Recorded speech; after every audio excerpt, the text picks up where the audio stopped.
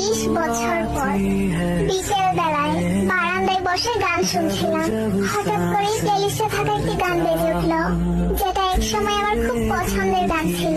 রোজকার ব্যস্ততায় ভুলেই গিয়েছিলাম যে এক সময় এই গানটা না শুনে আমার দিনটাই শুরু হতো না। একটু মুচকি হাসি দিয়ে গানটা শুনতে লাগলাম। তখনই গানটার মধ্যে একটা কণ্ঠ শুনে চোখ দিয়ে আপনা আপনি পানি গড়িয়ে পড়লো। কোনোভাবেই আর নিজেকে কন্ট্রোল করতে পারলাম না।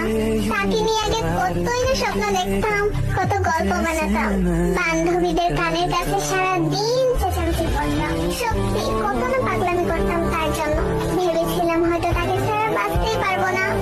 তার জন্য এত পাগলামো করা মানুষটাই আজ তাকে ছাড়া বেঁচে আছে, সুখে আছে। কিন্তু যত সুখী থাকি না কেন, তাকে আমি কখনোই